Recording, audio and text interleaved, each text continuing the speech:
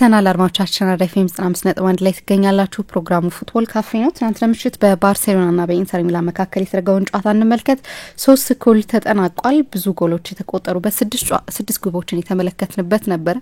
አንዳንዶቹ ደግሞ በኢንች ልዩነት ነው ኦፍሳይድ ተብሎ የተሻሩትና ይህንን ጉዳይ እንመልከተው። ትናንትና በባርሳ ሜዳ ጨዋታው መደረጉና ኢንተር ደግሞ በዚህ ሳምንታት ያሳያለ ያለው ደካማ አቋም ለባርሴሎና ግምቱን እንድንሰጥ አድርጎ ነበር። ግን ኢንተር ግሩም ነበር ጨዋታውን የጀመረበት መንገድ። ያው ባርሳ በጣም ብዙ የጎል ሙከራዎችን አድርጓል። ነገር ግን 3-0 የተጠናቀቀው ይሄ ጨዋታ እንመልከተው። ድንቅ ግቦችን የተመለከትንበት ምሽትም ነበር።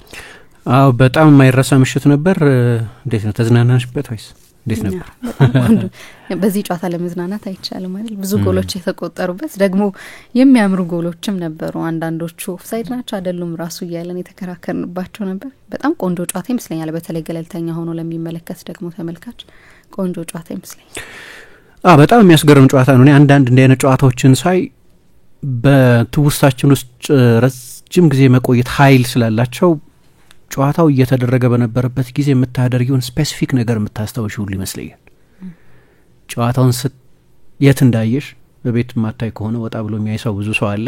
ከማን ጋር እንዳየ ምናምን ከ5 ከ6 ከ10 ዓመት በኋላ ከእንትና ጋር ነበር ያንን ጨዋታ ያየሁት ብሎ የሚናገርበትን አይነት ጥቃቅን የሚመስሉ ጉዳዮችንም ጭምር አብሮ የሚያቆይልን አይነት የትውስታ ኃይል ያላቸው ጨዋታዎች አሉ። አናን የማይረሱ ጨዋታዎች አይ ቲንክ ከነዛ ጨዋታዎች መካከል አንደኛው ነው። በዚህ ዓመትም ካየናቸው ምርጥ ጨዋታዎች መካከል ደግሞ ምንድነው የምድብ ጨዋታ ቢሆን አንድ ነገር ነው። ወይም በአዲሱ የስዊዝ ፎርማት ወይም የሊግ ፎርማት ቢደረግ ኮንሲኩዌንስ ብዙ የለውም ማለት በጨዋታው ላይ መሸነፍ የአንድን ቡድን ወደ ቀጣዩ ዙር ማለፍ አለማለፍ ብዙ ላይ ወስነው ይችላል። 8 ጨዋታ ላይ ያደረጉት በመጀመሪያዎቹ 8 ጨዋታዎች 8 ጊዜ እድላለሽ ማለት ነው ወደ ሁለተኛው ዙር ለማለፍ።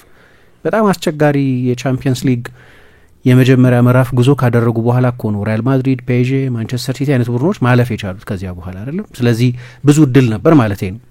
ይሄ ግን የቻምፒየንስ ሊግ ግማሽ ፍጻሜ ነው እና ለፍጻሜ በተቃረበ ቁጥር የሚያየው ሰው ብዛትና የሚሰጠው የትኩረት መጠንም ከፍ ይላል። አሁን የትላንትናውን አይነት ጨዋታ የማይዘነጋ ከሚያደርጉት ነገሮች አንዱ ስቴጁ ነው፣ ያሉበት ደረጃ። ቻምፒየንስ ሊግ ሴሚ ፋይናል ነው ጨዋታው የተደረገው። ስለዚህ እንደው ምሳ እንዳነሳሽው 6 ጎሎች መቆጠራቸው ኦልሞስት ሁሉም ጎሎች ውብ መሆናቸው፣ ሁሉም 6ቱም ጎሎች ውብ መሆናቸው፣ እዚያ ላይ ደግሞ ያየነው የላሚን ያማል ምትሃት ከጎሉ ብቻ ሳይሆን በአጠቃላይ ኳስ በነቃ ቁጥር አሁን የሆነ ነገር ሊሆን ነው፣ የሆነ ነገር ሊያደርግ ነው፣ የሆነ ነገር ነው የሚያደርገው። አሁን እኔ ኤክስፔክት ማላረገውን የሆነ ነገር ያደርጋል። ያ ኤሌመንት ኦፍ ሰርፕራይዝ አለ። ኳስ በያዘ ቁጥር በትሪቬላን የሚያቀብለው 2-3 ተጫዋቾችን ልክ ፌዴሪኮ ዲማርኮን በመቀመጫው አስቀምጦ በትልቅ ደረጃ የሚጫወትን ተጫዋች ልክ ፓርክ ውስጥ ወክ እንደሚያደርግ አቅልሎ ያንን ሁሉ ነገር ሲያደርግ ስታይ አንፕሪዲክታቢሊቲ መገመት አትችልም። ወደ ውስጥ ነው የሚገባው፣ ስፒን ነው የሚያደርገው፣ ወደ ጎል ነው የሚመታው፣ ክሮስ ነው የሚያደርገው፣ ሩሌት ነው የሚያደርገው፣ በኋላ ደግሞ እንዳያደረገው የትኛውን ነው የሚያደርገው። ያ ኤሌመንት ኦፍ ሰርፕራይዝ ሁል ጊዜ አለ። ላሚን ያማል አይነት ተጫዋቾች ለእግር ኳስ ገጸ በረከት የሚሆን ስጦታ የሚሆኑት በዚህ ምክንያት ነው። ሁሌም ያንን ሮቦቲክ የሆነው ብዙ ነገር የሚተነበይ የሆነው በጣም ግትር የሲስተም ተጫዋቾች በበዙበት በዚህ ዘመን ለዚህኛው ዘመን ምናልባት እንደምንመኝለት ከጉዳት ነጻ ከሆነ ትክክለኛ አቲቲዩድ ካለው እግር ኳስ ለ10 ለ15 ዓመት አዲስ ንጉስ አላት። አሁን ሜሲ ባይኖር አሁን ያንን ቦታ መሙላት የሚችል አርቲስት እግር ኳስ ያገኘ ይመስላል። አላቅም ከዚህ በኋላ የሚሆኑ ነው። እንዲያውም ላሚን ያማልን በተመለከተ የዛሬ 2 ዓመት ምን ይሆናል የባሎን ዶር ዛሬ 5 ዓመት ስንት ባሎን ዶር ይወስዳል፣ የዛሬ 10 ዓመት ስንት ባሎን ዶር ይኖራል ሚል ብዙ አርቆ ማሰብ አልፈልግም። እያንዳንዱን ጨዋታውን ነው ኢንጆይ ማድረግ የምፈልገው። ምክንያቱም ብዙ ማይተነበዩ ኤሌመንቶች አሉት እግር ኳስ እና እሱ ደግሞ ተጨማሪ ቅመም ሆነ እዚህ ጨዋታ ላይ ማለት ነው። ጨዋታው በራሱ በጣም ውብ ነው። ገና ከመጀመሪያዎቹ ሰከንዶች ጀምሮ እስከ ጨዋታው ፍጻሜ ድረስ ብዙ ነገሮች ሆነውበታል። ስለዚህ 90 ደቂቃ ከቲቪው አይንሽን ሳትነቂ ስቴዲየም ያሉ ሰዎችም ሜዳ ውስጥ ከሚሆነው አክሽን አይናቸውን ሳያነሱ እንዲቆዩ የሚያደርግ በትዕይንቶች የተሞላ ጨዋታ ነበር። እዚህ ላይ ነው እንግዲህ ላሚን የተጨመረው እና በዚህ ምክንያት ከረጅም ጊዜ በኋላ ከእገሌ ጋር ነው ያየሁት ይህን ጨዋታ እዚህ ቦታ ብለን የምናስታውሰው አይነት ጨዋታ ሁሉ ይመስለኛል። ገና ሲጀመር ማርከስ ቱራም የባኪል የቄንጥ ጎል ነው ያስቆጠረው። በጣም አስደናቂ ጎል። ላሚን ያማል ያስቆጠረው ጎል እንዲሁ ለእይታ መጀመሪያ ራሱ ቱራምን፣ ፌዴሪኮ ዲማርኮን፣ ሚኪቻሪያንን ባያልፈውም ግን መስመር የቆረጠበት አጋጣሚ ነበር። የአሌሳንድሮ ባስቶኒን ሙቭመንት ፕሪዲክት ያደረገበት ያን ሶመር እንዳያድነው አድርጎ የመታበት ይሄ ሁሉ ፕሮሰስ በጣም ያስገርምና ከዛ ፍሮም ስታንዲንግ ፖዚሽን ነው ደግሞ የመታው ያለ ባክሊፍት ምንም በመጠኑ ኳስ የተጫወተ ሰው ያውቀዋል። እንደዚህ አይነት ኃይል ጀነሬት ለማድረግ እንዲህ ከርልና ስፒን እንዲኖረው ጠቅልሎ ግብ ጠባቂው እንዳይደርስበት አድርጎ ለመምታት እና ኤነርጂ ለማውጣት ወደ ኋላ ለጠጥ ማለትና ባክሊፍት ያስፈልጋል። በቆመበት በኮምፓክት ቦዲ ሼፕ ላይ ሆኖ ነው የመታው። አሁን ይህንን ኳስ የተጫወተ ሰው በሚገባ ይገነዘበዋል። ምክንያቱም እንደዛ አይነት ቴክኒክ ሁሉም ተጫዋች ጋር ያለ አይደለም። ትላንትና በሶሻል ሚዲያ ትልልቅ ተጫዋቾች አሁን ዓለም ላይ ያሉ ተጫዋቾች ሁሉ ሶሻል ሚዲያ ላይ እየወጡ ሲጽፉ አይተናል። አሌሳንድሮ ባስቶኒ ምንም ለእኔ ሁለቴ ማሰብ አያስፈልገኝም በዚህ ሰዓት የዓለም ምርጡ ተጫዋች ነው ብሎ የኢንተሩ ተጋጣሚው አድንቆታል። የራሱ አሰልጣኝ ሃንዚ ፍሊክ ጂኒየስ ነው ብለው ነው የተናገሩት። ሲሞኔ ኢንዛጊ ባለፈው 8-9 ዓመት እንዲህ አይነት ተጫዋች አላየሁም። በየ50 ዓመት አንድ ጊዜ የሚመጣ ተጫዋች ነው። በሁለተኛው አጋማሽ በሁለት ስላልቻል ነው ደብል ቲም ማድረግ ስላላዋጣን በሶስት ተጫዋች ነው ያቆምነው። ትንሽ የተቋቋም ነው ለዛ ነው ብሏል። ግን የበለጠ ይከላከላል ብሎ ያመነውንም ካርሎስ አውጉስቶንም አስገብቷል። ፌዴሪኮ ዲማርኮን አስወጥቶ ግን ከዛ በኋላ በሶስት ተጫዋች ለማቆም የሞከሩት ይሄ ከባርባስትሮ ጋር ምናምን የተደረገ የኮፓ ዴል ሬ ጨዋታ አይደለም። በአውሮፓ 5 ጎል ብቻ እስከ ትላንትናው ጨዋታ ድረስ የተቆጠረበት ኢንተር ሚላን ነው። ከዚህ ቡድን ጋር ነው ስለ እንደዚህ አይነት ፐርፎርማንስ የምናወራው። ብቸኛው ጥቁር ነጥብ ካለ የላሚን ያማል የትላንትናው ፐርፎርማንስ ላይ ቡድኑ አለማሸነፉ ነው። 100ኛ ጨዋታውን ያደረገው። ስለዚህ ወደ ሁለተኛው ዙር ወደ ቻምፒየንስ ሊግ ፍጻሜ ለማለፍም በተመቸ ሁኔታ ውስጥ የሚያስቀምጣቸውን ውጤት አይደለም ያገኙት። እንደተለመደው ሪከርዶች ሰብሯል። ትላንትና ገና ጨዋታው ሲጀመር ሪከርድ ነበር። ምክንያቱም በሪከርድ አይደለም ግን ሁለተኛው ሪከርድ ነው። በቻምፒየንስ ሊግ ሴሚፋይናል በትንሽ እድሜው በመጫወት ሁለተኛው ወጣት ተጫዋች ነበር። ዩሊያን ድራክስለር ለሻርከ ከማንቸስተር ዩናይትድ ጋር ይመስለኛል ያኔ ሲጫወት እንዲሁ እሱ ብቻ ነው ከላሚን ያማል ትላንት ከነበረበት እድሜ ያንስ የነበረው። ግን በጨዋታው ላይ ደግሞ ያንን የባርሰሎናን ካምባክ የጀመረውን ውብ ጎል ሲያስቆጥር በቻምፒየንስ ሊግ ታሪክ ኪሊያን ኤምባፔ የሞናኮ ተጫዋች እያለ 2017 ላይ ዩቬንቱስ ላይ የቻምፒየንስ ሊግ ግማሽ ፍጻሜ ላይ ጎል አስቆጥሮ በትንሽ እድሜ ጎል የማስቆጠር ሬከርድ የሱ ነበር። ያንንም ሬከርድ እዛው ጨዋታ ላይ አሻሽሎታል። ሁሉም ስሜቶች ግን በጨዋታው ላይ የነበሩበት ነው። ግን ማን የበለጠ በውጤቱ የሚደሰት ይመስልሻል? 3-3 ነው ያለቀው። ክሊር ፌቨራይት የለውም። በፊት ቢሆን የአዌ ጎል ሩል ባይሻል ኖሮ ከሜዳ ውጪ ማስቆጠር ዋጋ ቢኖረው ኖሮ ኦፍ ኮርስ ኢንተር አድቫንቴጅ ኖሮ ነበር ከሜዳ ውጪ 3 ጎል ስላስቆጠር። አሁን እሱ ቀርቷል እና ከሁለቱ አሰልጣኞች ማን የበለጠ በውጤቱ የሚደሰት ይመስልሻል? እንጃ ከባድ ይመስለኛል። ምክንያቱም ሁለቱም ማሸነፍ የሚችሉባቸው እድሎች ነበሯቸው። ምናልባት ኢንተር ያው በሜዳው ጨዋታውን ስለሚያደርግ የመልሱን ጨዋታ አድቫንቴጅ ትንሽም ቢሆን አድቫንቴጅ ሊኖረው ይችላል። ስለዚህ በባርሳ ሜዳቻ መውጣት መጥፎ ላይሆን ይችላል። ልክ ነው። እንግዳ ስሜት የሚፈጥር ይመስለኛል ለእኔ። ሁለቱም አሰልጣኞች በውጤቱ ሊደሰቱባቸው የሚችሉባቸው በቂ ምክንያቶች አሏቸው። ግን ደግሞ ልናሸንፍ እንችል ነበር ብለው ቢያስቡም እና በሁለት የስሜት መምታታት መሀል ቢገኙ ምን ረዳ ይመስለኛል። ምክንያቱም ከሲሞኔ ኢንዛጊ አንጻር ካየ ነው ቡድኑ በሰከንዶች ውስጥ ጎል አስቆጥሯል። በ20 ደቂቃ ውስጥ 2-0 እየመራ ነው። በ20 ደቂቃ ውስጥ 2-0 ከመራሽ ብዙ ጊዜ ታሸንፊያለሽ ወይ ማሸነፍ አለብሽ። ልናሸንፈው እንችል ነበር። ከዛ ደግሞ እንደገና 3-2 መርቶ ነበር። ባርሴሎና በጨዋታው ላይ አንድም ጊዜ አልመራም። ኢንተር ግን መርቶ ነበር። አንዴ 1-0 አንዴ 2-0 ባርሳ ሲያስቆጥርም 2-1 ነበር። ከዚያ 3-2 መርቶ ነበር። በአውሮፓ በዚህ አመት በቻምፒየንስ ሊግ 5 ጎል ብቻ የተቆጠረበት የተከላካይ መስመር ሲኖርሽ እና በ20 ደቂቃ ውስጥ 2 ጎል ካስቆጠርሽ ጨዋታው ከ30 ደቂቃ ያነሰ ጊዜ ሲቀረው 3-2 ከመራሽ ማሸነፍ እንችል ነበር። እንዳልሽው በጠቅላላ ወደ ባርሴሎና ሜዳ ሄዶ 3-3 መለየት ጥሩ ውጤት መጥፎ ውጤት አይደለም። ቢያንስ ግን ደግሞ ማሸነፍ የሚችሉበት እድል ነበራቸው። በሃንዚ ፍሊክ በኩልም እርካታ የሚኖር ይመስለኛል። ምክንያቱም እንደገና ፋይት ባክ አድርገዋል። በቀደም በኤል ክላሲኮ መርተው ነበር፣ ግን 2-1 ይመሩ ነበር። ከዛ ፋይት አድርገው በኋላ 3-2 አሸንፈዋል። ቡድኑ ብዙ ከምባኮች በዚህ አመት በብዙ ጨዋታዎች ላይ በበርካታ ጨዋታዎች ላይ እያሳየ ነው። ምናልባት አድማጮቻችን ትዊተር ላይ ምናምን ካሉ ሊያገኙት ይችላሉ። አንድ ልክ የኢንተር ጎል ሲቆጠር 3-2 ሲሆኑ ፔድሪ ያደረገውን ነገር ብታይ በቀጥታ ኳሱን ከመረብ ይዞ ወጥቶ ምንም ሳያቅማማ ወይ ጎል ሲቆጠር የስህተት ተሳትፎ ነበራቸው ብሎ ሌሎች ጓደኞቹ ላይ ወቀሳ ሳያቀርብ በቀጥታ ነው ወደ መሀል ሜዳ ይዞት የመጣው።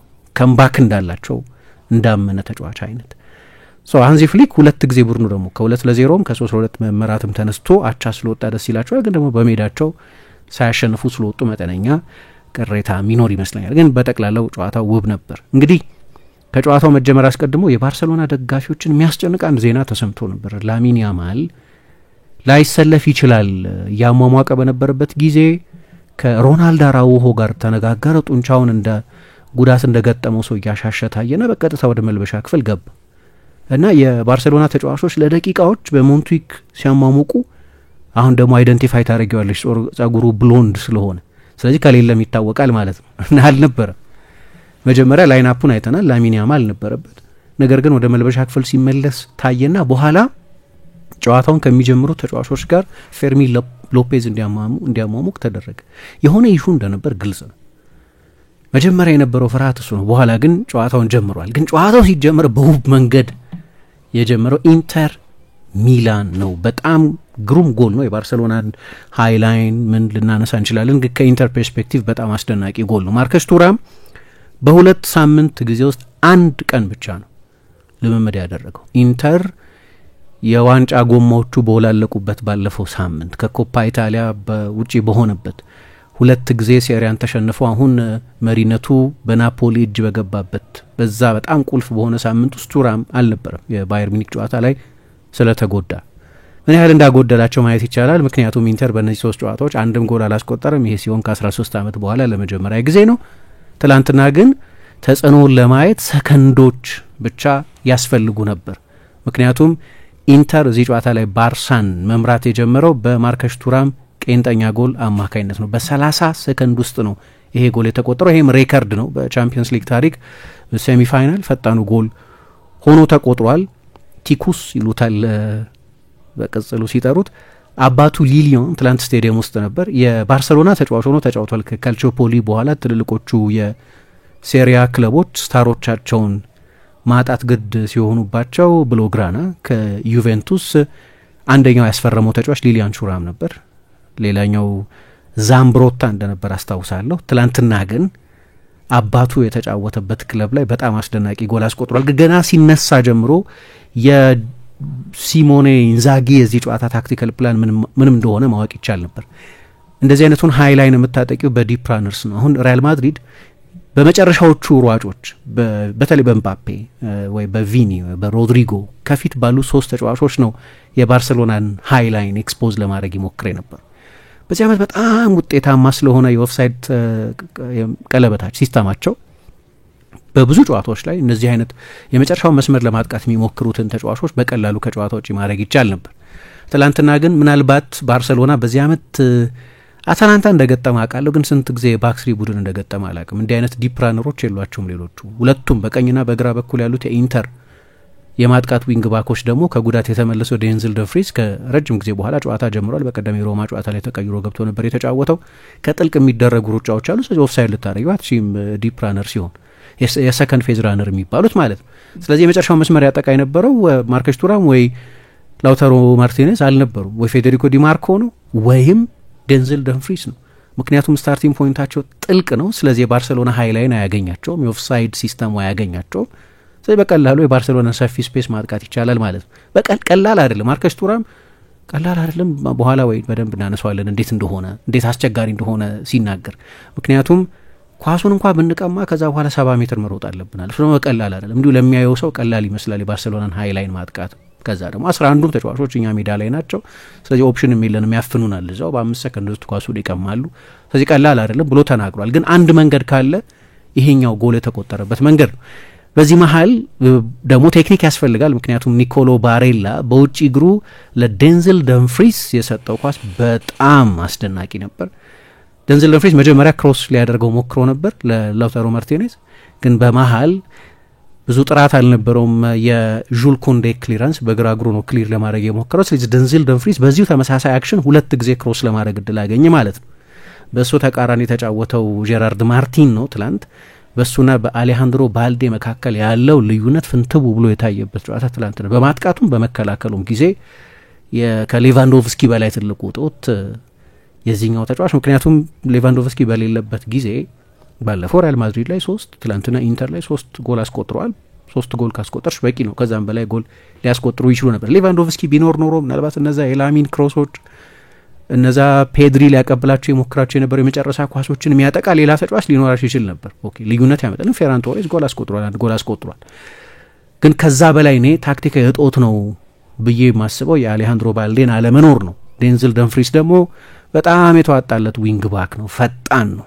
ከየት ነው ይህንን ኃይል ያመጣው ሲለው ነበረ ከጨዋታው መጠናቀቅ በኋላ ከሲቢኤስ ጋር ማይከል ሪቻርድ ሲጠይቀው። እናቴ በጣም ጎበዝ የሱሪናሚዝ ምግብ ኩክ ማድረግ ትችላለች፣ የኔም ፍቅረኛዬም እንደዛ ታደርጋለች። ስለዚህ ሰዎችን እንደኔ ፓወር እንዲያገኙ የሱሪናሚዝ ቬጂቴብል ቢበሉ ጥሩ ነው አለ። የሱሪናም ዝርያ ወይም የቤተሰቦቹ ሀገር ሱሪናም ስለሆነች ማለት ነው። ሱሪናም የምትባለው ደሴት ስለሆነች ብዙ ጥቁር ሆላንዳውያን ተጫዋቾች ቤተሰቦቻቸው ከዛ ነው የሚመጡት። ስለዚህ 2 ጊዜ ክሮስ ለማድረግ እድል አገኘ ይሄ ተጫዋች። ሁለተኛው አጋጣሚ ላይ ግን አንድ ቁልፍ ነገር ኢኒጎ ማርቲኔዝ አዳለጠው፣ ተንሸራቶ ለኳሱ በቀጥታ ለማርከስ ቱራም ነው የደረሰው። በዚህ ላይ ፈጣን ማሰብ ቴክኒክ ይጠይቅ ነበር። እንዲህ አይነት ጎሎች ኑዋንኮ ካኑ ሲያስቆጥር አስታውሳለሁ። ሌሎችም ብዙ ተጫዋቾች ዲሚታር ቤርባቶቭ ሲያስቆጥር አስታውሳለሁ። ሌሎችም ተጫዋቾች ሲያስቆጥሩ አስታውሳለሁ። በጣም ድንቅ ቴክኒክ ነው። በቄንጥ ነው ጎሉን ያስቆጠረው። ባለፈውም ከባየር ሚኒክ ጋር በነበረው ጨዋታ የላውታሮ አጨራረስ በጣም አስደናቂ ነበር። ግን ያንን የመልሶ ማጥቃት ኢንተር ካደረገ በኋላ ኳሱን ያቆመበት መንገድ በጣም አስደናቂ ነበር ለላውታሮ። እንዲሁ በቴክኒክ ብዙ የሚደነቅ ተጫዋች አይደለም፣ ግን አንዳንድ ተጫዋቾች አሉት የሚገርሙ ተጫዋች። በዛ መንገድ ነው ኢንተር የመጀመሪያውን ጎል ያስቆጠረው። የኢኒጎ በንሸራተትም አስፈላጊ ነበር። በደንብ እንደተዘጋጁበት ያስታውቃል። ኢንተር በሎ ብሎክ ነው የተጫወተው። ጨዋታው ሲያልቅ 28% ፖሴሽን ብቻ የነበረው ኢንተር በጣሊያን ሴሪያ አይ ቲንክ ዋና ዋናዎቹ የፖሴሽን ቡድኖች መካከል አንደኛው ነው። በሎ ብሎክ ነው የሚከላከለው፣ ግን በጣም ፈጣን የመልሶ ማጥቃት አለው እና 2-3 ፓሶች ናቸው የሚበቁት ለሁለቱ ዊንግ ባኮች በተለይ ኳሱን ለመስጠትና በሰከንዶች ውስጥ አድቫንስ ለማድረግ። ልዩነቱን ታያዋለች ደግሞ አሁን ትላንትና የኢንተር ስብስብ ውስጥ የሮማው ጨዋታ ላይ ለምሳሌ ያልጀመሩ ብዙ ተጫዋቾች ጀምረዋል። ብዙ ተጫዋቾች ለምሳሌ አሌሳንድሮ ባስቶኒ ከቅጣት ተመልሷል። ሄንሪክ ሚኪቻሪያን ከሴሪያ ቅጣቱ ተመልሶ የትናንትናውን ጨዋታ የጀምረው አርፈዋል። ሁለተኛና አራተኛ ብዙ ደቂቃ የተጫወቱ ተጫዋቾች ናቸው በዚህ ውድድር ዘመን። ስለዚህ ለሲሞኔ ኢንዛጊ ቡድን ምን ያህል አስፈላጊ እንደሆኑ ማየት ትችላለች። ደንዝል ደምፍሪስ ተመልሷል፣ ማርከስ ቱራም ተመልሷል። ይሄ 40% የአውትፊልድ ተጫዋቾች ልዩነት ማለት ነው እና በትክክል ጥራቱ በሚገባ ይስተዋል ነበር። ከዚያ ሁለተኛው ጎል ሲቆጠርም ደንዝል ደምፍሪስ ነው ጎሉን ያስቆጠረው። እዚህም ላይ ቱራም ተሳትፎ ነበረው። ግን አንድ የኢንተር የዚህ ውድድር ዘመን ድክመትና ባርሰሎና በሚገባ ያልተዘጋጀበት ወይ አሰልጣኝ ሃንዚ ፍሊክ ከጨዋታው በኋላ እንዳሉት በቁመት ከኛ ይበልጣሉ እንዴት ልንዘጋጅ እንችላለን ብለው መልሰዋል። ምክንያቱም 4-5 የሚሆኑት የኢንተር ተጫዋቾች በጣም ግዙፎች ናቸው። ባርሰሎና ደግሞ እንደ ኮሌክቲቭ ኢኒጎ ማርቲኔዝ እና ፓው ኩባርሲ ጨዋታውን የጀመሩት የመሀል ተከላካዮች ሳይቀሩ በቁመት አጫጭር ናቸው አሉ። በኋላም ምሳ ስታስተዊ የመጀመሪያ 11 የባርሴሎናን ቡድን ስታይ አንድም ረጅም ተጫዋች የለም፣ በሙሉ አጫጭር ናቸው።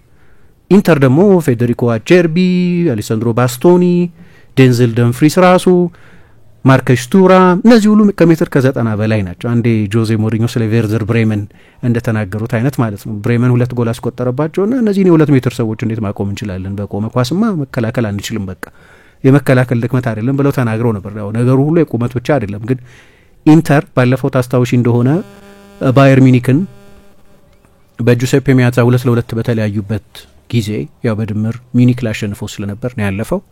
ሁለቱም ጎሎች በቆመ ኳስ ነበር የተቆጠሩት። ቤንጃሚን ፓቫም ላውታሮ ማርቲኔዝም ጎሎቹ ሲያስቆጥሩ በቆመ ኳስ የተቆጠሩ ጎሎች ነበሩ። አሁን ትላንትና የመጀመሪያ አጋማሽ ላይ ሁለት የማዕዘን ምት ብቻ በጨዋታው ላይ በአጠቃላይ ሁለት የማዕዘን ምት ነው ኢንተር ያገኘው። ሁለቱንም ጎሎች አስቆጥሯል። በዚህ የውድድር ዘመን የፍጹም ቅጣት ምትን ከጨመርን በአውሮፓ ከባርሴሎና ጋር ብዙ የቆሙ ኳስ ጎሎችን ያስቆጠረው ኢንተር ነው።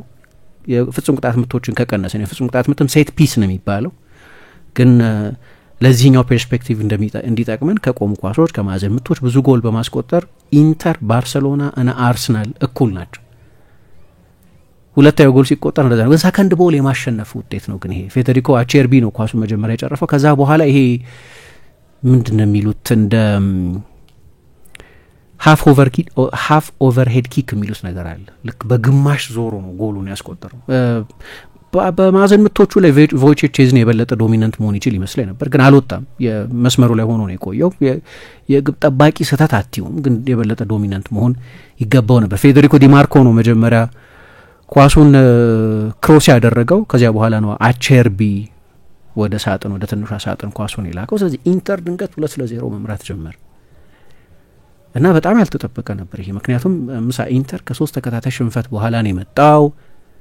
ሰዎች እንዲያውም ለትሬብል በሲሞኔ ኢንዛጊ አነጋገርም ለኳድሩፑል የዓለም ክለቦች ዋንጫ ላይ ስለሚሳተፍ ይጠበቅ የነበረ ቡድን በ10 ቀን የጊዜ ልዩነት ውስጥ ከሁሉም ውድድሮች ውጪ የመሆን አደጋ ተጋርጦበት ነበር። 3 ተከታታይ ጨዋታ ተሸንፎ ነው የመጣው። በሶስቱም ጨዋታዎች ጎል አላስቆጠረም። ጉዳቶች አሉ። ስለ ቡድኑ የእድሜ መግፋት ብዙ ይነገራል። ስለ መዛል 53-52 ጨዋታ ስለማድረጋቸው ብዙ ይነገራል እና እንደ ክላውስ ቶፕ ሞለር ሌቨርኩሰን 2002 ላይ እንደነበረው ለ3 ዋንጫዎች ለትሬብል ተጫውቶ 0 ዋንጫ ምንም ሳያሸንፍ የውድድር ዘመኑ እንዳጠናቀቀው፣ ቻምፒየንስ ሊግ ፋይናል የተሸነፈው፣ ዴፍቢ ፖከል ፋይናል የተሸነፈው፣ ቡንደስሊጋውን በዶርትሙንድ የተቀማው ያንን የቶፕ ሞለር ሌቨርኩሰንን ይመስላል ሁሉ ሲባል ቆይቶ የነበረ ቡድን አሁን ከቀናት በፊት በኤል ክላሲኮ ሪያል ማድሪድን አሸንፎ ዋንጫ አሸንፎ ላሊጋውን እየመራ የሚገኝ ቻምፒየንስ ሊግን ለማሸነፍ ጥቂት የማይባሉ ሰዎች ብዙ ግምት የሚሰጡትን ቡድን ድንገት 2-0 በ21 ደቂቃ ውስጥ ልዩነት መምራት ጀመረ። አሁን እዚህ ጋር የባርሴሎና ትልቁ ችሎታው አንደኛው ችሎታው ቴክኒካዊ ችሎታዎቹ በግልጽ የሚታዩ ስለሆነ የሜንታሊቲ ጉዳይ ነው፣ መሸነፍን ያለ መቀበል ጉዳይ ነው። በባርሴሎና ተጫዋቾች ላይ ብዙ መረበሻ አላየሁም። 2-0 እየተመሩ ጀምር ብዙ ጊዜ አሳይተውታል። በዚህ ዓመት ይሄንን ከመመራት ተነስቶ የማሸነፍን ነገር በበርካታ ጨዋታዎች ላይ አድርገውታል። በኋላ ልክ እንደዚሁ ምናልባት ልናነጻጽረው የምንችለው ከአትሌቲኮ ማድሪድ ጋር በኮፓ ዴል ሬ የግማሽ ፍጻሜ የመጀመሪያ ጨዋታ እንደዚሁ በ10 ደቂቃ ምናምን ልዩነት ውስጥ አትሌቲኮ ማድሪድ 2-0 ይመራቸው ነበር። ከዛ በኋላ አገግመው ነው 4-2 መምራት ጀምሮ የነበሩት። በእርግጥ መጨረሻ ላይ 4-1 አልቋል። የመልሱን ጨዋታ አሸንፈው ፍጻሜ ደርሰው በኋላ ዋንጫውን ወስደውታል። ግን አጀማመሩ በባህሪ ተመሳሳይ ነው። ጎሎቹም አንድ አይነትነት ነበራቸው። ባለፈውም ከሴልታ ቪጎ ጋር እንደዚሁ 3-1 እየተመሩ ከዛ አገግመው ነው 4-3 ያሸነፉት። በቀደም ከማድሪድ ጋር እንደዚሁ ተመሳሳይ ነገር ነበር የሆኑ። ምናልባት እነዚህ ተደጋጋሚ ከምባኮች ቡድኑ ላይ መመለስ እንችላለን የሚል ኢፌክት ይኖራቸዋል። ማንቸስተር ዩናይትድ በዚህ ፌመስ ነበር ለረጅም ጊዜ። ጨዋታው እስኪያልቅ አያልቅም፣ የአርቢትሩ ፊሽካ እስኪሰማ ድረስ ጨዋታው ይቀጥላል። ስለዚህም ዩናይትድ ለአመታት ብዙ የከምባክ ጎሎችን ሊያስቆጥር ነበር። ይሄ ነው የቡድን ስነ ልቦና ውስጥ ጨዋታው አላለቀም የሚል ስሜት የሚሰጠው። ግን መፍትሄው የነበረው በቃ ለላሚን ያማል ስጡት ነው ኳሱን። ያው ባርሴሎና 5 ጊዜ ቻምፒየንስ ሊግ ያሸነፈ፣ ስንት ጊዜ ላሊጋ ያሸነፈ በጣም ትልቅ ታሪክ ያለው አሁንም ቡድን ውስጥ ትልልቅ ተጫዋቾች ያሉት እንደ ቀድሞ ጊዜ በስም በስታሮች የተሞላ ቡድን ባይሆንም ግን ስቲል ትልልቅ አኮምፕሊሽድ ኢንተርናሽናል ተጫዋቾች ያሉበት ቡድን ውስጥ ለላሚን ነው ኳሱን ቶሎ ቶሎ ለመስጠት ይሞክር ነበር እና ለአንዴና ለመጨረሻ ጊዜ እድሜውን ነጥቀስ 17 ዓመቱ ነው። እዛ እድሜውን ሜንሽን ማድረግ በጣም ሬሌቫንት ነው። ያው እየለመድ ነው መጣንና እንደው እድሜውን ዲስከስ አናደርግበትም እንጂ 17 ዓመቱ ብቻ ነው እና እሱ ነው ኃላፊነት ሁሉ ይወስድ የነበረው። ጎሉን ሲያስቆጥርም በጣም ያስደንቃል እና እኔ ከሮካ ፎንዳ ውስጥ ያለ ከውሾቹ ጋር ውሾች ነበሩትና ከነሱ ጋር ነው ድሪብል እያደረገ ያደገው ወይ ደግሞ በቪዲዮ በዩቲዩብ ወይ የኔይማርን ወይ የሮናልዲኞ የሜሲን ካየ በኋላ ቶሎ አፕላይ ለማድረግ በሩጫ ወደ ሰፈር ይወጣ ነበር። ከዛዛ ይሞክረዋል። ብዙ ጊዜ ደግሞ ይሆንልኛል አለ በቪዲዮ ያየሁትን ነገር ሜዳ ላይ ስሞክረው። ልክ እንደዛ ነው የሚጫወተው። ቻምፒየንስ ሊግ ሴሚፋይናል ለመጫወተው ዲማርኮ ነው ከፊት ያለው። ወይ ባስቶኒ ነው ወይ አቸርቢ ነው ብሎ የሚያስብ አይመስለኝ። በቃ ሰፈር ውስጥ ያኔ ሮካፎንዳ ውስጥ በነበረው መንፈስ ነው የሚጫወተው። ስቴጁ አያስፈራውም፣ ባላጋራዎቹ አያስፈሩትም፣ የብሉ ግራና መለያ መልበሱ አያስፈራውም፣ ኢንተር ከፊቱ መቆሙ አያስፈራውም፣ የሪያል ማድሪድ ከፊቱ መቆሙ አያስፈራውም። በአውሮፓ ዋንጫ ላይ እንዳየነው ከእንግሊዝ ጋር መጫወቱ አያሸብረውም፣ ከፈረንሳይ ጋር መጫወቱ አይደንቀው። 16 ዓመቱ ሆኖ 17 ዓመቱ ሆኖ ሜንታሊቲው እንደዛ ነው። እንዴት እንደዛ እንደተሰራ ይደንቀኛል ነው በጣም። ያንን ሲያደርግ ሰፈር ውስጥ እንደሚጫወት ተጫዋች፣ ፓርክ ውስጥ እንደሚጫወት ተጫዋች፣ ሮካፎንዳ ውስጥ እንደሚጫወት ተጫዋች ነው የሚያደርገው። እንዴት አይነት ሜንታሊቲ እንደሆነ ይገርመኛል። ይሄው ስለ ቴክኒክ ችሎታው ነው ብዙ የምናደንቀው፣ ግን አእምሮ በጣም ጠንካራ ነው። ሜንታሊቲው በጣም ጠንካራ እና ለረጅም ጊዜ አዲሱን ካምፕ ነው አሁን እያሳየ ባለው ክህሎት ማያልቅ ተዘቆ ማያልቅ ተሰጥኦ ያለው ተጫዋች ስለሆነ ለረጅም ጊዜ አዲሱን ካምፕ ነው የሚያስውብ አይነት ተጫዋች ነው። ያ ጎል ያንን ያብራራል። አንፕሌየብል ነው፣ ልታቆሚው አትችይም። መገመት በጣም ያስቸግራል። አሁን ኳሱን ሲቀማ በ17 ዓመት ተጫዋች በጣም ጠንካራ ነው።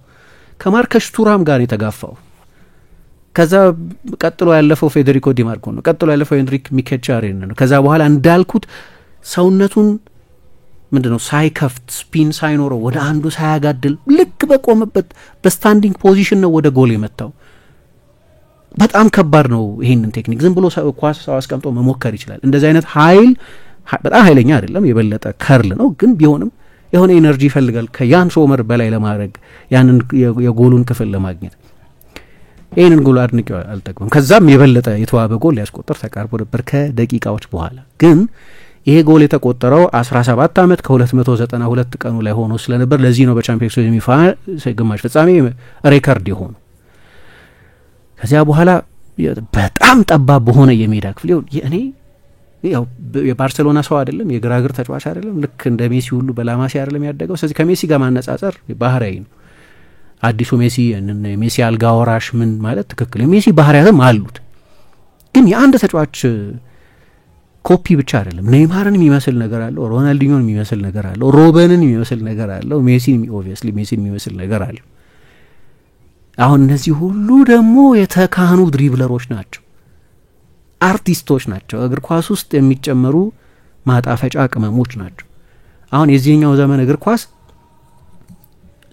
የሲስተም ስርዓት መጣና ተጫዋቾች ፓሰር ብቻ ዋን ዳይሜንሽናል ተጫዋቾች ብቻ ሆኑ እና አሁን ምን ሊያደርግ ነው ብሎ ወደ ወንበር ጫፍ የሚያስጠጋ ወይ የሆነ ልዩ አክሽን ወደ መጠበቅ የማይጠበቅ አክሽን የሚያደርግ በቃ ግን የሆነ ነገር ሊያደርግ ይችላል። ላሚን ኳስ በያዘ ቁጥር ያለኝ ስሜት እንደዛ ነው። ዝም ብሎ አንዳንድ ጊዜ ኦኬ የሆነ ፓስ ያደርጋል ምናምን፣ ግን ብዙ ጊዜ ግን ቢሆንም ባይሆንም ከኢማጂኔሽን በላይ የሆነ ነገር ይሞክራል። በጣም አስደናቂ ተጫዋች ነው። ስለዚህ ሌላ ውብ ጎል ለማስቆጠር ተቃርቦ ነበር። አሰልጣኙም አይ ከዚህ በኋላ ማቆየት ለኤምባረስመንት ነው ብሎ ያሰበ ይመስለኛል። ፌዴሪኮ ዲማርኮ አልመለሰውም ከረፍት በኋላ ሲመለስ ዘጭ ነው ያደረገው። በዛ አጋጣሚ ላይ ከጠባብ አንግል ብረት መልሶ ሁለት ጊዜ ብረት መልሶበታል። አንደኛው ይሄኛው ቅጽበት ነው የነበረው፣ ግን ከዛ በፊት የነበረው ፕሮሰስ በጣም ያስደንቅ ነበር። ያን ሶመር ወደ ውጭ አውጥቶታል። ባርሴሎና አቻ ሲሆን ይሄም ጎል በጣም ውብ ጎል ነው። አንደኛ 14 ጊዜ ቅብብል ነበረው፣ ያልተቆራረጠ 14 ቅብብል ነበረው። በሃይ ስፒድ የተደረጉ ቅብብሎች ናቸው። ሌላኛው አስደናቂ ተጫዋች ፔድሪ ነው ኳሱን ክሮስ ያደረገው ለራፊኛ ደግሞ ወደ ሳጥን ኳሱን አጠፈው። ከዛ በኋላ ነው ፌረን ቶሬዝ ጎሉን ያስቆጠሩና ጨዋታው 2-2 ሆነ። ከረፍት ሲመለሱ ሁለቱም አሰልጣኞች ለውጦች ያደርገዋል። በባርሴሎና በኩል አስገዳጅ ለውጥ ነበር፣ የዡል ኩንዴ መጎዳት። በዚህ ዓመት ከሁሉም የባርሳ ተጫዋቾች በላይ ብዙ ደቂቃ ሜዳ ውስጥ የቆየው ተጫዋች እሱ ነው። ስለዚህ ለአሰልጣኙ በጣም አስፈላጊ ነው። ግን ከላሚን ጋር ያለውንም ኬሚስትሪ አጥተውታል። በተለይ ደግሞ ኢንተር ያንን የባርሴሎና አደጋ በአብዛኛው ይፈጠረበት የነበረውን የቀኝ መስመር አንዴ ላሚንን በሶስት ተጫዋች በማስያዝ የበለጠ በአንድ ለአንድ መከላከል የተካነ ተጫዋችን ካርሎስ አውጉስቶን በማስገባት ሲቆልፈው ባርሴሎና ደግሞ ኦቨርላፕ የሚያደርግ የክንፍ ተጫዋች አጣ። አሁን የባርሳ ኦቨርሎድ በቀኝ በኩል ነው የሚደረገው። ምክንያቱም በግራ በኩል ጄራርድ ማርቲን የደንዝል ደንፍሪስን ቀጥተኛ ሩጫዎች መቆጣጠር አለመቻሉ ብቻ አይደለም፣ ሁለት ጊዜ ነው ክሮስ ለማድረግ በሰከንዶች ውስጥ እድል ያገኙ። በሌሎችም አጋጣሚዎች እንግዲህ ትላንትና የጨዋታው ኮከብ ሆኖ ወጥቷል። ብዙ ሰዎች እንደ ካፉ እንዲጫወት ያደረገው ጄራርድ ማርቲንም ነው ይላሉ። የራሱ ብቃት እንዳለ ሆኖ ኢንተርም ምን ያህል አጥቶት እንደነበር በግልጽ ማየት ይቻላል። ዳርሚያን ሲጫወት ተመሳሳይ አውትሌት መሆን አይችልም። ተመሳሳይ አትሌቲሲዝም፣ ተመሳሳይ ማጥቃት ችሎታ ያለው ተጫዋች ባለመሆኑ የተነሳ ግን ሌላ ያጡት ነገር ጄራርድ ማርቲን የአሌሃንድሮ ባልዴ ፍጥነት ስለሌለው ማነው ራፊኛ በቃ እንደ ክንፍ ተጫዋች እንዲጫወት ሆነ። ራፊኛ የክንፍ ተጫዋች ነው በስም ኖሚናል ነው፣ ግን ፎልስ ሚድፊልደር ወይም እንዴት ነው ፎልስ 8 ነገር ነው። ምክንያቱም ብዙ ጊዜ አግድሞሽ ሩጫ ነው የሚያደርገው እና ተቾቹን ብታይ 40% የሚሆኑ ተቾቹ ወደ ሴንትራል ቦታዎች ላይ ወደ መሀል መጥቶ ነው የሚነካው። እንደ ንጹህ የክንፍ ተጫዋች አይደለም የሚጫወተው። ብዙ ጊዜ አግድሞሽ ሩጫ እያደረገ ወደ መሀል ይመጣል። ብዙ ጊዜ እነ ፔድሪ በሚገኙበት ዞን አካባቢ የሚገኝ ነው። ምክንያቱም ከውጭ በኩል የሜዳ ስፋት የሚሰጥ በጣም ጎበዝ የአንድ ለአንድም ተጫዋች ነው አሌሃንድሮ ባልዴ። በጣም ጎበዝ ክሮሰርም ነው። ይህንን አጥተው ስለነበር በግራ በኩል እንዲህ አይነት ችግር አለባቸው። በቀኝ በኩልም ሌላኛውን ፉል ባክ አጡ። ሁለት በጣም አሪፍ የመስመር ተከላካዮች ናቸው እነዚህ። ኤሪክ ጋርሲያ የመሀል ተከላካይ ነው፣ መጫወት ይችላል። በመከላከል ያንን ቦታ መሸፈን ይችላል፣ ግን በማጥቃት በኩል ያጎርላል። የላሚን ተጽዕኖ እንደ መጀመሪያ አጋማሽ ጎላ ያላለበት አንደኛው ምክንያት በኢንተሩ አሰልጣኝ ውሳኔም ነው፣ ግን ባርሴሎና ባጣው ተጫዋችም ምክንያት ነው። ስለዚህ ሁለቱም አሰልጣኞች ለውጥ አድርገዋል። በኢንተር በኩል ያው ላውታሮ ተጎድቶ ስለነበር የግድ አጥቂ መቀየር ነበረባቸው። በአሰልጣኙ ሜህዲ ታሬሚን ያስገቡት። ስለዚህ ቱላ ነው የሚባለው አይደለም፣ ቱራምና ላውታሮ አብረው ሲጀምሩ ቱታ ሆነ ማለት ነው። ምክንያቱም ቱራምና ታሬሚ አንድ ላይ ስለሆኑ ኢራናዊ አጥቂ ነው በኋላ ተቀይሮ የገባው። በኢንተር ብዙ አልተሳካለትም፣ ግን ሌላ ተጨማሪ ቁመት ያለው ተጫዋች አገኙ ማለት ነው። ስለ ቁመት ያነሱ ነበር ሃንዚ ፍሊክ። ሁለተኛ አጋማሽ ላይ ዴንዝል ደንፍሪስ በድጋሚ የቆመ ኳስ የመከላከል ድክመት ነበር፣ የባርሴሎና የቆመ ኳስ የመከላከል ድክመት እና ኢንተር ሁለት የማዕዘን ምት አግኝቶ 2 ጎሎች አስቆጠረ ማለት ነው። ግን ብዙ አልቆየም። በ2 ደቂቃ ውስጥ ነው ራፊኛ መጨረሻ ላይ ያው ኦን ጎል ነው የሚባለው፣ ምክንያቱም ብረት መልሶ ሲመጣ ያን ሶመርን ገጭቶ ነው ጎሉ የተቆጠረው እና ራስ ላይ የተቆጠረ ጎል ተብሎ ነው የሚጻፈው። ግን በጣም ኃይለኛ የሚደንቅ ምት ነበር። በእነዚህ ውስጥም የላሚን ተሳትፎ ነበር። ኳሱን ትቶታል። አሁን ይሄ ነን አሲስት ግን ኦልሞስት አሲስት ነው። ኳሱን አልነካውም። አብዛኛው ስራ የራፊኛ ስራ ነው የነበረው፣ ግን ምን ያህል ስማርትም እንደሆነ ያሳያል። እና ሶመር እድለኛ አልነበረም፣ ግን ምቱ የሚያስደንቅ ነበር። አንድ በጣም ጎበዝ ደራሲ ያለ ጆኤል ዶከር የሚባል በጣም የሚደነቅበት አንደኛው ነገር ትዊስቶቹ የመጨረሻዎቹ ገጾች ላይ ነው የሚመጡት። ሌት ትዊስቶች ያሉት ነው ተብሎ ይነገራል። the truth about the Harry Quebec የሚባል Harry Quebec affair የሚባል አንድ መጽሐፍ አለ። ወጣት ጸሐፊ ነው፣ ብዙ እየተደነቀ ያለው ስዊዘርላንድ ጸሐፊ ነው። እና ይሄም መጽሐፍ ተጨማሪ ይሄኛው ጨዋታ ተጨማሪ ልክ እንደዚህ መጽሐፍ የፕሎት ትዊስት ሌት የፕሎት ትዊስት ሊኖረው ይችል ነበር። ምክንያቱም ሄንሪክ ሚኪቻሪያን ጎል አስቆጥሮ ነበር። ቅድም ምሳ እንዳነሳሽው የቻምፒየንስ ሊግ እዚህ ስቴጅ ላይ ሚሊሜትሮች የሚያመጡትን ልዩነት ማየት ይቻላል። እንዲሁ የእግሩ የጣቱ የአውራ ጣቱ ጥፍር ኦፍሳይድ የገባ ነው የሚመስለው። በኦቶሜትድ ኦፍሳይድ ሲስተም ባይሆን ለማየት በጣም ያስቸግራል። ቬንገር መቀየር ይፈልጋሉ። ይህን ህግ እንደምታውቂው እንደዚህ የሆነ ተጫዋች አፍንጫው ገባ የእግሩ ጥፍር ገባ ምናምን እየተባለ ጎል መሻር። አንደኛ በፊት የኦፍሳይድ ህግ ለሚያጠቃው ቡድን አድቫንቴጅ ነበር። ለምሳሌ አጠራጣሪ ከሆነ ቤኔፊት ኦፍ ዳውት ካለ ለሚያጠቃው ቡድን አድቫንቴጅ የምትሰጪው የሚያጠቃ ቡድንን ለማበረታታት ማለት ነው። አብዛኞቹ ህጎች እኮ ለምሳሌ ከሜዳ ውጪ ጎል ማስቆጠር ምናምን የሚለው ህግ በፊትም የነበረው ለሚያጠቃ ቡድን ማበረታቻ ለመስጠት። አሁን ይሄ ሲስተም ጠፍቷል። ሁለተኛ ጎል ያስቆጠረበት የሰውነቱ ክፍል ኦፍሳይድ ካልሆነ ኦፍሳይድ መሆን የለበትም ወይ ደግሞ ዴይላይት ያስፈልጋል። ሙሉ ለሙሉ ከዛ ተጫዋች ከመጨረሻው ተጫዋች ማለፍ አለበት። የማይወዱት አሉ፣ ጆዜ ሞሪኞ አይስማሙበትም፣ አንዳንድ የማይስማሙበት ሰዎች አሉ። ግን አይፋብ የቬንገር ሎ የሚባለውን እያጠናው ያለው በዚህ ምክንያት አከራካሪ ነው እንዲህ አይነቱ ህግ።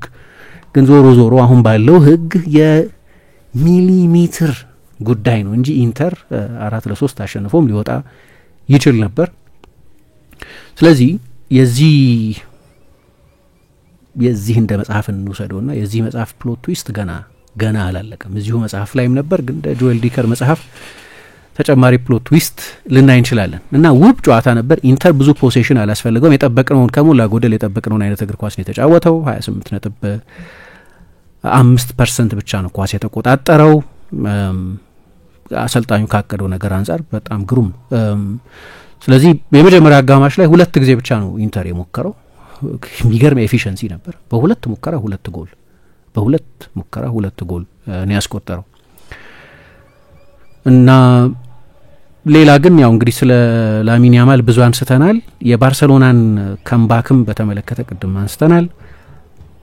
ግን አንድ ሃንዚ ፍሊክ ከጨዋታው በኋላ ያሉት ነገር በዚህ እድሜው ስለተሸከመው ኃላፊነት ግን ይናገራል። መንገዱን አሳየን ከዚያ ተከተል እንደዛ ነው ያሉት ስለ ላሚን ያማል። ምን ማለት ነው ይሄ? በቃ የባርሰሎና መሪ ነው እንደማለት። እሱ ነው መንገዱ he showed us the way ብለው ነው የተናገሩት። ምክንያቱም ካምባኩን የጀመረው እሱ ነው። ከጨዋታው በፊት አይሰለፍም የሚል ትልቅ ፍርሃት ስለነበር ግን በቃ ፓርክ ውስጥ ነው የሚጫወተው። በኋላ ግን አንዳንድ ያደረጉትን ነገር ግን ግዴታ ሊሆን ይችላል። ጨዋታው ሲያልቅ የባርሰሎና 4ቱ ተከላካዮች የመጨረሻው ደቂቃ ላይ የግራ መስመር ተከላካዩን የተጫወተ ኢኒጎ ማርቲኔዝ ነው። ኮፓ ዴል ሬ ላይ የፍጻሜው ጨዋታ ላይ በሴቪል ባለፈው አድርገውታል። ይሄን ለላካርቱዋ ጀራርድ ማርቲንን አስወጥተውት ኢኒጎ ማርቲኔዝ የመሃል ተከላካዩን ነው የግራ ፉልባክ ያደረጉት። በዚህ ተጫዋች ባልዴ መለሳል ተብሎ ተበቀለ መልሱ ጨዋታ ምን ያህል ፊት እንደሚሆን አላውቅም። በሰሞኑ እየተጫወተ ስላልነበር ግን በጣም በችኮላ የሚፈልጉት ይመስለኛል። በአትሌቲሲዝም በፍጥነትም ከደንዝል ደምፍሪስ ጋር መፎካከር ስለሚችል ግን ቅድም እንዳልኩት ያንን የኦቨርላፕ አውትሌት አይሰጣቸውም በበቂ መጠን። ተመሳሳይ የማጥቃት ችሎታ የለውም። በተመሳሳይ የሪከቨሪ ብሩጫ ያለው ተጫዋች አይደለም። ባልዴም በመጠኑ እንደሚታማ አውቃለሁ። ግን ልዩነቱ በጣም ሰፊ ነው። በጣም ሰፊ ርቀት አለ። እሱ አግዱሏቸዋል። ግን በኋላ አሰልጣኙ እንደ አይነት እርምጃ ወስደው ነበር። የመሃል ተከላካይን ፉልባክ አድርገው ተጠቅመው ነበር። ጨዋታው ሲያልቅ ባርሰሎና አራቱ የመሃል ተከላካዮች ነበሩ። በኋላ እንደም አንድሬስ ክሪስቴንሰን ጭምር ፓው ኩባርሲን ተክቶ ገብቶ ስለነበር ከሮናልድ አራውሆ ጋር የተጣመረው እሱ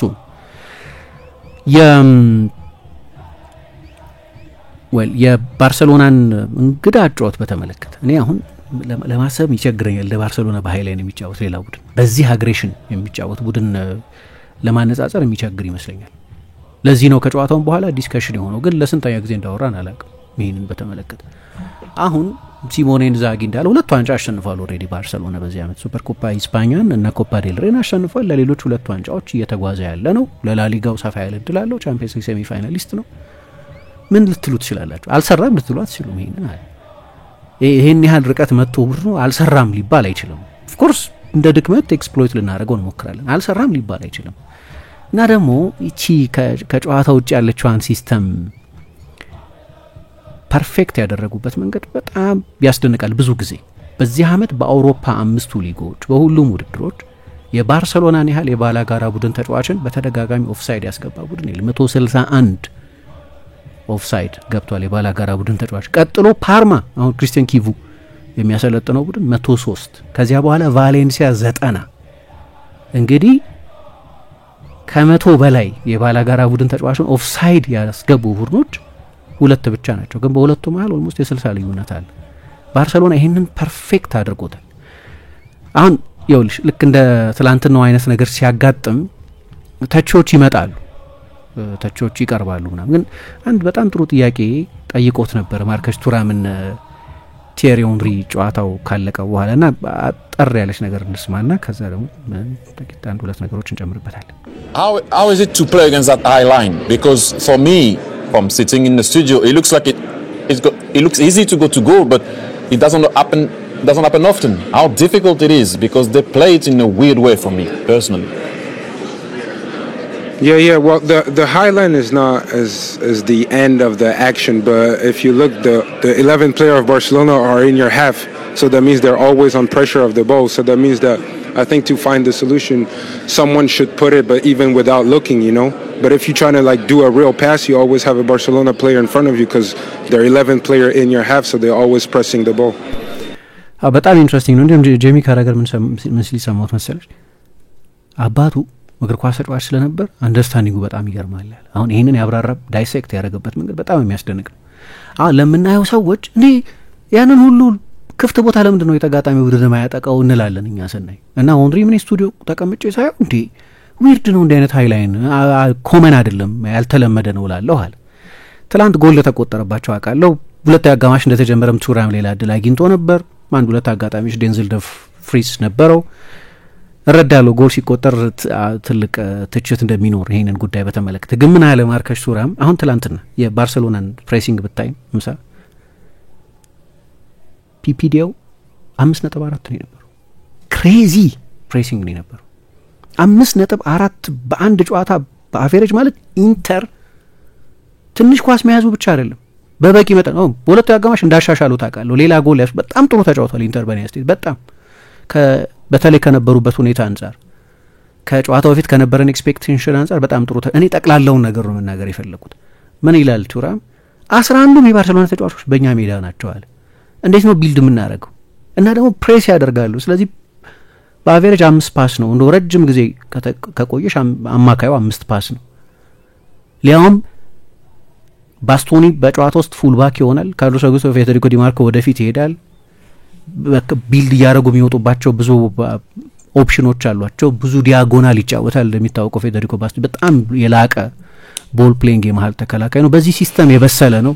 ጋስፔሪኒ ማሰልጥኖታል፣ ኮንቴ ማሰልጥኖታል። እነዚህ ሁሉ የባክስሪ አሰልጣኞች ናቸው። ግን ሲሞኔ ኢንዛጊ ደግሞ በጣም ቁልፍ የቢልድ አፕ መሳሪያ አድርጎ ነው የሚጠቀምበት። ግን 11 እኛ ሜዳ ላይ ናቸው ያሉታል። ስለዚህ መውጣት አይቻልም። ግን ስትቀሚስ ኳሱን እሺ የባርሴሎና ተጫዋቾች እየተጫወቱ ለመውጣት ሲሞክሩ ሊመዝ ወይ የባርሴሎና አንደኛ ሳጥናችን ላይ የሚመጡታል ሁሉ 16 ከ53 ምናምን ሳጥኑን ከበው ነው የሚጫወቱት። መውጣት አትችይም። ስትወጪ ስንት ሜትር አለ? ከዛ 70 ሜትር መሄድ አለብሽ ማለት ነው። 70 ሜትር የሮጠ ተጫዋች ኤግዚኪዩሽኑ ልክ አይሆንም ብዙ ጊዜ። ሁለተኛ ባርሴሎና ሪከቨር የሚያደርጉ ተጫዋቾችም አሉ።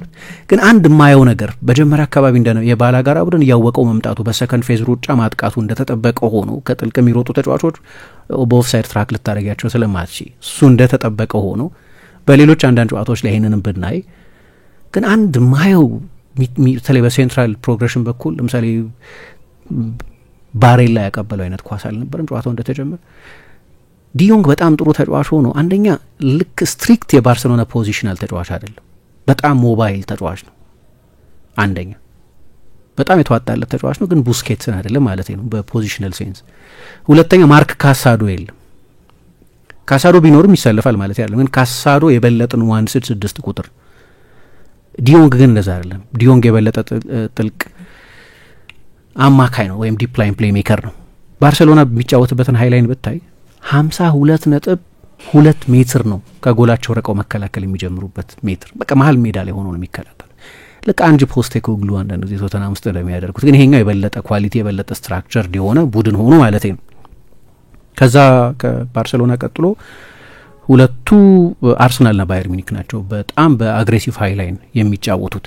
ስለዚህ ይሄም ትላንት በጣም ያው ባርሴሎና በየሳምንቱ ላላየ ሰው እንግዳ ነው ይሄ ምክንያቱም ይሄ በጣም የተለየ መንገድ ነው። ጥሩ ነው ማለት ሳይሆን ግን ከሌሎች ትልልቅ ቡድኖች ከሚያደርጉት በጣም የተለየ ነው። ላሚን ያማልን በተመለከተ ሃላንድ ጽፏል፣ ሪዮ ፈርዲናንድ ጽፏል። የኢንተር ተጫዋቾች ራሳቸው በሰልፍ በወረፋ አደንቀውታል። ትላንትና ዩኒክ ተጫዋች ነው የባላጋራ ቡድን ተጫዋቾች ሁሉ። አሌሳንድሮ ባስቶኒ የሄደበት ርቀት የዓለም ምርጡ ተጫዋች ነው የሚል እኔ ደግሞ የባሎንዶር ጉዳይ ብዙ ጉዳይ ባይሆንም ለኔ አንድን ተጫዋች ዲፋይን ማድረግ አለበት፣ አንድን ተጫዋች የእግር ኳስ ሕይወት ዲፋይን ማድረግ አለበት ብዬ ባላምንም እና ብዙ ጊዜ ይሄንን ብናገርም ግን ነገሩ አለ አይደለም፣ ሽልማቱ ስላለ አለና እኔ ባሎንዶር ማሸነፍ የሚፈልግ ተጫዋች በዚህ ስቴጅ የዓለም መነጋገሪያ ከሆነ እድሉ ይሰፋል። አሁን ዝም ብሎ በንጹህ ስታቲስቲካል አስተያየት ካየሽ ራፊኛ ነው የሚደንቅ ሲዝን እያሳለፈ ያለው። ትላንትና ነው የሜሲን ሪከርድ ሰብሯል። አሁን አንድ ተጨማሪ ያ ጎል ቢቆጠርለት ኖሮ ከሮናልዶ እኩል ይሆን ነበር። ሮናልዶ በአንድ የቻምፒየንስ ሲዝን 21 የጎል ተሳትፎ ነው ያለው። አሁን ራፊኛ 20 የጎል ተሳትፎ ነው ያለው። ያን ሶመር ኦን ጎል ተብሎ ባይመዘገብ ኖሮ ትላንትና ራሱ ከሮኒ እኩል ከክርስቲያኖ እኩል ሊሆን ይችላል ማለት ከሜሲ ግን በልጧል። ሜሲ 2011-2012 የውድድር ዘመን ላይ 19 የጎል ተሳትፎ ነው የነበረው፣ 14 ጎሎችና 5 አሲስቶች። ዝም ብለሽ በስታቲስቲክስ ካየሹ ራፊኛ የበለጠ የተዋጣለት ሲዝን እያሳለፈ ነው እንዳልኩት በቁጥሮች። ግን በግሬስስ በአእምሮ ውስጥ በሚቀሩ ክህሎቶች ውስጥ ካየነው ግን ደግሞ በእንደዚህ ስቴጅ ይህንን ማድረጉ ማለት ራፊኛ ትላንት 2 ጎሎች ላይ በቀጥታ አንደኛውን ለፌራን ቶሬስ ክሮስ ያደረገበት በጣም ኢንቴሊጀንት የሆነ ውሳኔ ነው። በኋላ ደግሞ ባርሳን አቻ ያደረገ ጎል ኳስ ቆጥሯል። ግን ሲያልቅ ስለማን ነው የምናወራው?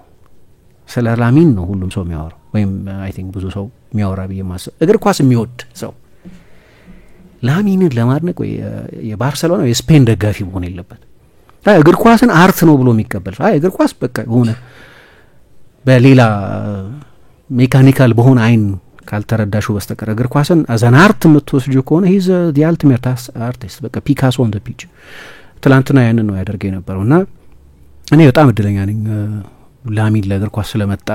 በጣም አስፈላጊ ጊዜ ላይ ደግሞ እግር ኳስ ዝም ብሎ ሮቦቲክ እየሆነ በነበረበት ጊዜ የመጣ ተጫዋች ስለሆነ ለእግር ኳስ እና ለእግር ኳስ ተመልካቾች በጣም ጥሩ ዜና ይመስለኛል።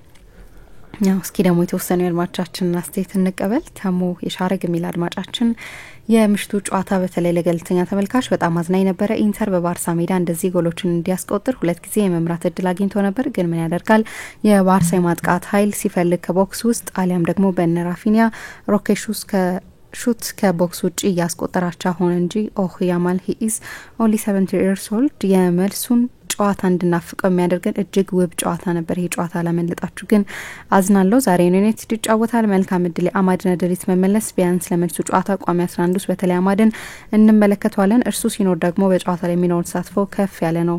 ዛሬ በመከላከሉ ጠንካራ የሆነው ቢልባኦ ነው የሚገጥመው። ቀላል ጨዋታ አይሆንም፣ ከባድ እንጂ መልካም ቀን ብሎናል።